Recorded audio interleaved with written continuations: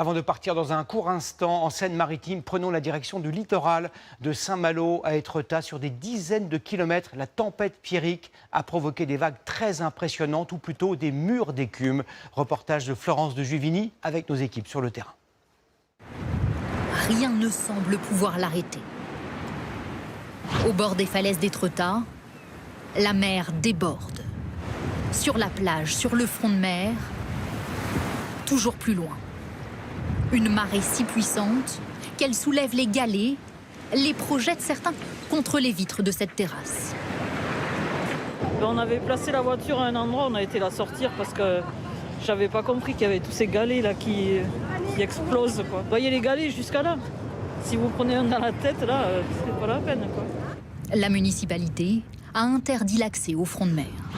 À Saint-Malo, à chaque vague, la mer semble engloutir les maisons et s'engouffre un peu plus loin dans la ville.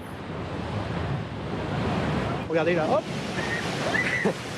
Je me suis levée spécialement pour voir cette belle marée. C'est majestueux, c'est grandiose, mais ça fait parfois un peu peur. La police appelle à s'éloigner du bord de mer.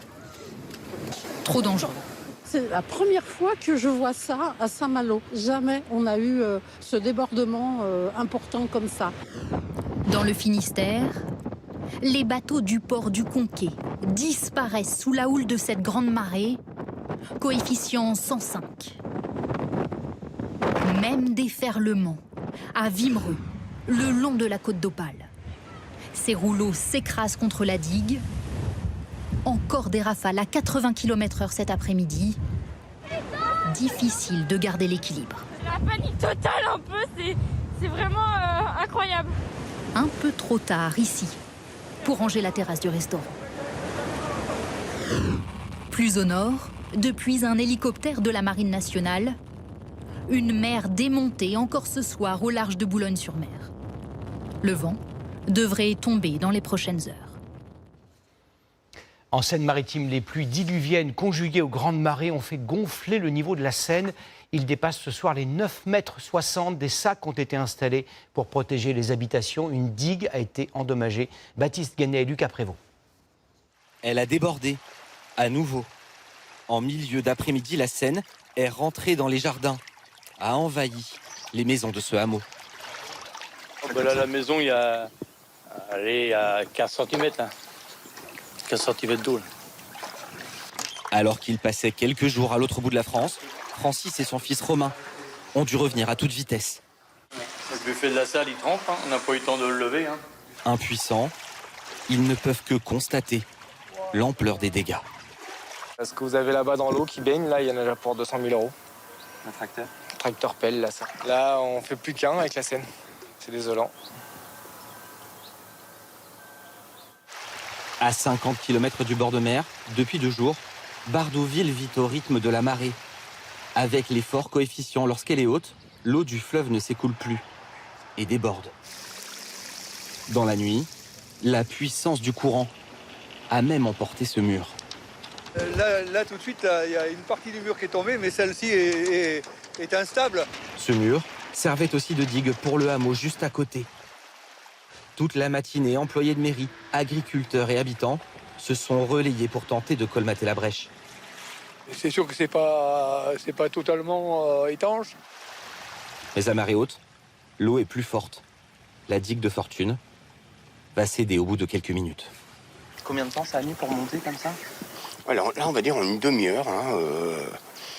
C'est catastrophique.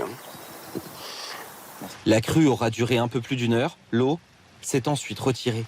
Mais les habitants savent qu'ils ne fermeront pas l'œil de la nuit en attendant la prochaine marée haute. Dans le Pas-de-Calais, cette tempête Pierrick a causé d'importants dégâts, des toitures, des bâtiments agricoles, des phénomènes très localisés, extrêmement intenses, parfois accompagnés de grêle. Regardez le reportage d'Esther Lefebvre, Zach Agili et Max Ragazzi. Une grange à ciel ouvert. À 20h30 hier, Franck est en train d'y nourrir ses chevaux lorsque l'un d'eux s'agite étrangement. Ça s'est mis à siffler et d'un seul coup, le toit de l'hangar, il s'est levé. Et moi, j'ai eu le temps de me précipiter dans un coin pour me mettre à l'abri, parce qu'il y avait des tôles quand même qui ont tourné dans le bâtiment. Avec l'air, il volait. Bah, moi, en une seconde de temps, j'ai vu défiler ma vie. Un épisode aussi court que brutal qui surprend le village de Gouy-en-Artois et ses 325 habitants. Ça sifflait comme une fusée pendant 3 minutes. Et c'est un effet de bombe, si vous voulez. Donc la peur s'installe dans ces moments-là. Les dégâts sont localisés dans une rue. Des arbres coupés net. Et combien de toitures touchées? Celle de Michael est par terre. Il y a à peu près 300 mètres carrés de toiture. Ah, c'est considérable. Regarde ça, comment c'est noir, le gars. 2800 impacts de foudre. Faut le bazar. Le Pas-de-Calais est frappé de plein fouet hier par l'orage, la pluie, le vent, tout aussi violent dans la commune de l'Étrême. Et la foudre est tombée juste là. La foudre est tombée sur la maison voisine, mais la leur n'a pas été épargnée. Avant, ce que vous voyez ici, c'était une cabane. C'était un abri où on rangeait des outils, etc. Et puis voilà, il n'y a plus rien. Son voisin a lui perdu son garage. Toute la matinée, j'ai cherché après et je l'ai retrouvé ce matin dans le terrain du voisin, donc c'est impressionnant. Dans cette commune, 14 maisons ont été touchées par ce gros coup de vent, sans faire de victimes. 25 000, c'est le nombre presque record d'éclairs répertoriés la nuit dernière partout en France. Dans l'Aveyron, regardez, le clocher d'une église a pris feu après avoir été touché par la foudre. Malgré l'intervention des pompiers, la flèche de l'église de ce village de Véro, près de Millau, s'est effondrée. Ce soir, plus aucun département n'est en alerte. Dans nos journaux, nous publions fréquemment, cartes à l'appui, les vigilances émises par Météo France. La première a été publiée à l'automne 2001. Sous l'effet du dérèglement climatique, les intempéries augmentent en intensité. Y a-t-il plus d'alertes qu'auparavant? Comment fonctionnent-elles? Élise Kousmac et Bastien Delaubert. Elles peuvent se déclencher plusieurs fois par semaine. Les vigilances météo rouges, orange. Mais alors, sur quels critères sont-elles élaborées? Avec ces supercalculateurs, les prévisionnistes de Météo France évaluent les risques, zone par zone. Exemple pour la neige. Il suffit d'à peine 2 cm à Paris pour lancer une alerte orange. À Grenoble, il en faut au moins 10. Pour déclencher une vigilance, les critères s'adaptent même, année après année. Le dispositif de vigilance évolue et s'adapte dans le temps en fonction effectivement de l'évolution des phénomènes météorologiques et des impacts de ces phénomènes-là. En 2010, suite à Xynthia, on a rajouté le phénomène vague submersion. Canicule, vent violent, forte pluie. Y a-t-il plus de vigilance météo qu'avant? Non. Depuis 10 ans, le nombre de journées d'alerte orange reste relativement stable. En revanche, les phénomènes météo sont de plus en plus violents.